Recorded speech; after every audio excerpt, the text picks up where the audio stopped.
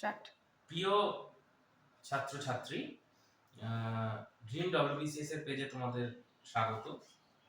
তোমরা যারা বিভিন্ন সরকারি চাকরির জন্য প্রিপারেশন নিচ্ছ, তাদের জন্য আবার একটা সুযোগ।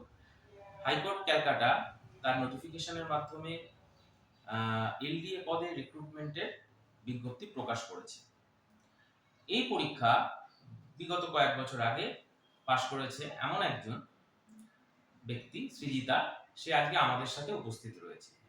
এই পরীক্ষার খুঁটিনাটি, চাকরি সংক্রান্ত যাবতীয় ডিটেলস ও তোমাদের সাথে ভাগ করে নেব। সৃজিতাকে স্বাগত। প্রিয় ছাত্রছাত্রী, ইতিমধ্যেই তোমরা ক্যালকাটা হাইকোর্টের রিক্রুটমেন্ট প্রসঙ্গে জানতে পেরেছো। তোমরা প্রত্যেকেই অন্যান্য বিভিন্ন চাকরির জন্য প্রস্তুতি নিচ্ছ। আমি বলবো এই রিক্রুটমেন্ট তোমাদের জন্য একটা সুবর্ণ সুযোগ। আমি ক্রমশ এই রিক্রুটমেন্ট প্রসঙ্গে কিছু তথ্য তোমাদের সাথে আমি ভাগ করে নেব। যেমন টোটাল ভ্যাকেন্সি এবছরে 291টি ভ্যাকেন্সি, এবং online application, online form fill up করার ডেট হচ্ছে তোমাদের স্টার্টিং ডেট 5/8/24 আর চলবে 26 তারিখ পর্যন্ত। এবার আসি পরীক্ষার বিষয়ে। এই পরীক্ষার 3টি ফেজে হবে, ফেজ 1, ফেজ 2, ফেজ 3। ফেজ 1-এ থাকবে প্রিলিমিনারি পরীক্ষা, সেটি হবে 100 মার্কসের এবং 90 মিনিট সময়। এখানে অন্যান্য পরীক্ষার মতোই তোমাদের ম্যাথস, জিআই, ইংলিশ, কম্পিউটারের কিছু বেসিক নলেজেস আর জিকে, এই সাবজেক্টগুলোর উপরেই মূলত জোর দেওয়া হয়। তবে হ্যাঁ, অন্যান্য পরীক্ষার সাথে একটা জায়গায় এটি কিছুটা ডিফারেন্ট, সেটি হচ্ছে এখানে নেগেটিভ মার্কিং হচ্ছে -1। এই পরীক্ষায় উত্তীর্ণ হওয়ার পর আসে ফেজ 2। ফেজ 2 হচ্ছে পুরোটাই কিন্তু ডেসক্রিপটিভ প্যাটার্নের। কি কি থাকে ফেজ 2-তে? অ্যারিথমেটিক, ইংলিশ এবং জেনারেল নলেজ।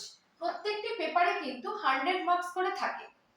আচ্ছা, এবং এখানে অ্যারিথমেটিক মূলত আমরা মাধ্যমিক স্তরে যে ধরনের অঙ্ক করে থাকি সেই ধরনের অঙ্কের উপরই জোর দেওয়া হয়। এখানে কোনো ক্ষেত্রে কিছু সাধারণ পরিমিতি বা ত্রিকোণমিতির ওটা খুব সামান্য স্তরেই থাকে, তবে অ্যারিথমেটিকের উপর জোর দিলেই তোমাদের হবে। আচ্ছা, এবার আসি ইংলিশে। এই পরীক্ষায় মূলত ইংলিশটা খুব একটা ইম্পর্টেন্ট ফ্যাক্টর। সেখানে ইংলিশে মেইনলি থাকে প্রেসিস এবং প্যারাগ্রাফ। ডেসক্রিপটিভ রাইটিং, তোমরা প্রত্যেকেই কম্পিটিটিভের জন্য আমরা যে প্র্যাকটিস করি সেখানে আমাদের বেশিরভাগ ক্ষেত্রে আমরা অবজেক্টিভ প্যাটার্নের কোয়েশ্চেন প্র্যাকটিস করি, আমাদের লেখার চর্চা সেভাবে হয় না। তবে তোমাদেরকে একটা কথা বলবো, English is a qualifying factor for this exam, because there is essay and pressy writing and this contains a huge marks.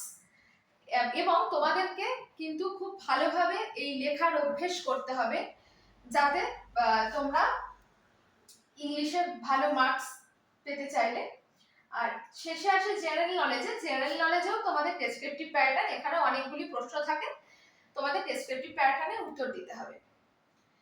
এবার একটি বিশেষত্ব অন্যান্য পরীক্ষার থেকে এই পরীক্ষার, সেটি হচ্ছে প্রত্যেকটি পেপারে 40% করে কাট অফ থাকবে।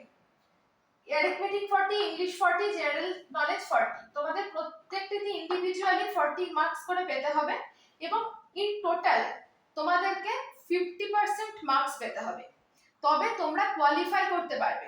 অনেক সময় হয়, আমি একটু ভেঙে বলছি, অ্যারিথমেটিকে কেউ 100-এ 90 পেল, জেনারেল নলেজে 100-এ পেল 70, কিন্তু ইংলিশে দেখা গেল সে পেল 100-এ 39।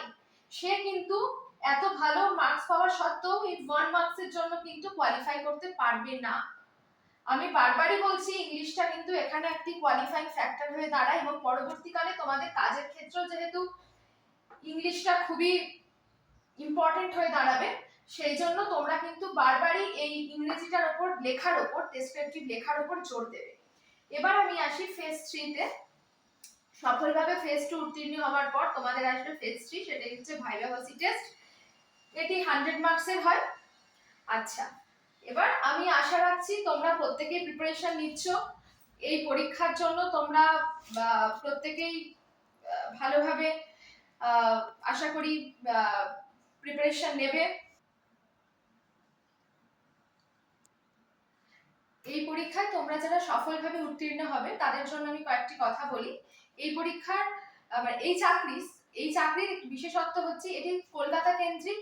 এই চাকরিটি কলকাতার আশেপাশে তোমরা যারা থাকো তাদের জন্য তোমরা অবশ্যই একটা অ্যাডভান্টেজ পাবে এই আসা যাওয়া, চাকরির ধরন, সমস্ত কিছু বিষয়ে। এবং দ্বিতীয় একটি কথা, সেটি হচ্ছে এই চাকরির প্রমোশনাল অ্যাসপেক্ট। এটি খুবই ভালো, অন্যান্য চাকরির তুলনায় এই চাকরির প্রমোশন খুবই ভালো। তোমরা ক্রমশ LDA, UDA, superintendent, section officer, assistant court officer এবং পর্যায়ক্রমিকভাবে অ্যাসিস্ট্যান্ট রেজিস্ট্রার থেকে তোমরা জয়েন্ট রেজিস্ট্রার পর্যন্ত এই তোমরা পৌঁছাতে পারবে। তো যাই হোক, আমি আশা রাখি তোমরা নিশ্চয়ই সফলভাবে উত্তীর্ণ হয়ে এই পরীক্ষায় তোমরা এই চাকরিতে তোমরা আসবে। আগ্রহী ছাত্রছাত্রীদের জন্য বলে রাখি, আমরা এই পরীক্ষা সংক্রান্ত একটি ব্যাচ শুরু করতে চলেছি। তোমরা যারা যোগাযোগ করতে চাও আমাদের সাথে আমাদের ফেসবুক পেজে যোগাযোগ করতে পারো, সেখানে সমস্ত রকম কন্ট্যাক্ট ডিটেলস তোমরা পেয়ে যাবে এবং এই এক্সাম সংক্রান্ত নোটিফিকেশন ফেসবুক পেজে তোমরা ডিটেলে পেয়ে যাবে। ধন্যবাদ।